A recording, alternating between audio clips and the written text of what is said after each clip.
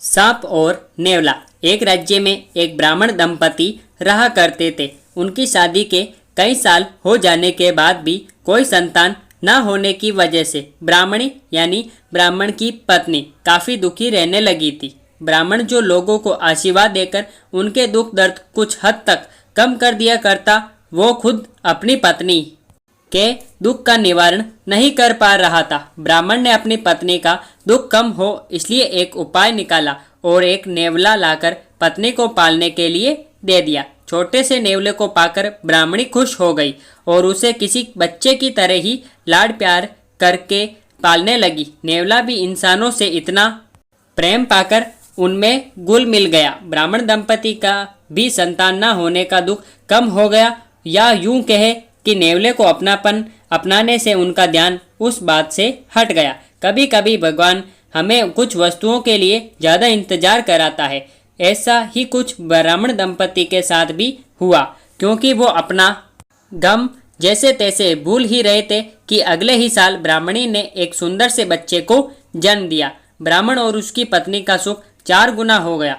वे अब अपने बच्चे को और नेवले के साथ ही पाल पोस कर बड़ा करने लगे। पड़ोसी उन्हें अक्सर सलाह दिया करते कि नेवले को बच्चे के साथ रखना काफ़ी खतरनाक हो सकता है, क्या पता ये जानवर कब क्या कर बैठे। लेकिन दंपति को नेवले पर पूरा भरोसा था, क्योंकि जब से वे उसे अपने घर लाए थे तब से लेकर उसने कभी भी कोई भी ऐसी हरकत नहीं की थी जो उसे न करनी चाहिए। खैर, ऐसे ही कुछ महीने बीत गए।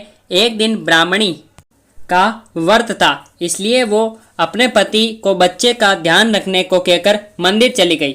जब ब्राह्मणी मंदिर गई थी तब ब्राह्मण को राजा के महल में से एक यज्ञ करवाने के लिए बुलावा आया। ब्राह्मणी पूजा पाठ और भजन में इतनी खो गई थी कि उसे समय का कोई भान ही नहीं रहा। दूसरी तरफ ब्राह्मण अधीर हुए जा रहा था, क्योंकि राजा के महल से रोज रोज का बुलावा आता नहीं था और राजा से इतनी बड़ी दक्षिणा, भोजन और दागीने मिलते थे कि उसके पूरे वर्ष का काम की भरपाई हो जाती थी। ब्राह्मण ऐसा मौका चूकना नहीं चाहता था। पत्नी का कोई अता पता नहीं था, इसलिए ब्राह्मण अपने पड़ोसी के पास गया तो वो भी गांव गए हुए थे। अंत में ब्राह्मण ने सोचा, ब्राह्मणी काफ़ी देर से मंदिर गई हुई है, वो कुछ ही मिनटों में लौटती ही होगी, इसलिए वन फालतू नेवले को अपने बच्चे को सौंप कर राजा के यहाँ निकल गया। नेवला अपने मालिक की बात मानकर किसी आज्ञाकारी बेटे की तरह बच्चे के पास बैठकर उसके ऊपर नज़र रखने लगा। कुछ ही देर बाद बच्चे की पैरवी कर रही नेवले के नज़र बच्चे की तरफ तेजी से बढ़ते हुए सांप के ऊपर पड़ती है और नेवला बच्चे को कोई नुकसान ना हो इसलिए सांप पर पूरे जी जान से टूट पड़ा। 20 मिनट चली लड़ाई के बाद नेवला सांप को मारने में सफल हुआ और उसने सांप के टुकड़े टुकड़े कर दिए। सांप के खून से नेवले का मुंह और हाथ भीग गए थे। आंगन में मंदिर से लौटी ब्राह्मणी और योगानुयोग तभी महल से लौटे ब्राह्मण की आहट सुन नेवला तुरंत दरवाजे के पास आया और अपने मालिक मालकिन को एक साथ देख खुशी से उछल कूद करने लगा। नेवले को खून से सना देख और उसका ऐसा व्यवहार देख ब्राह्मण दंपति को उस पर शक हुआ। उसके मन में अपने बच्चे के बारे में बुरे बुरे ख्याल आने लगे। उन्हें पड़ोसियों की वो बातें भी याद आने लगी। नेवला तो आखिर एक जानवर है और जानवरों का क्या भरोसा। ब्राह्मणी ऐसे विचारों के कारण रोने लगी तो ब्राह्मण का गुस्सा और ज़्यादा बढ़ गया। उसने ना आगे देखा ना पीछे, आंगन में पड़ा एक डंडा लिया और नेवले को पीट पीट कर मार दिया।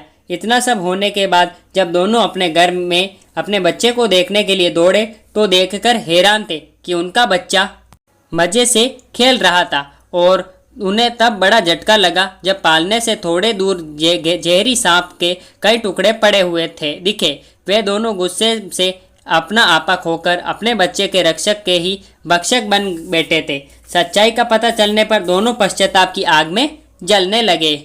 दोस्तों, पुराने ज़माने की ये रोचक कहानी हमें वही पुरानी मगर काफ़ी महत्वपूर्ण बातें सिखाती है कि गुस्सा नहीं करना चाहिए, या गुस्सा आ भी जाए तो उस वक्त कोई फैसला या काम नहीं करना चाहिए, क्योंकि इतिहास गवाह है कि उससे गुस्से से और गुस्से में लिए गए फैसलों से हमेशा अनर्थ ही होता है।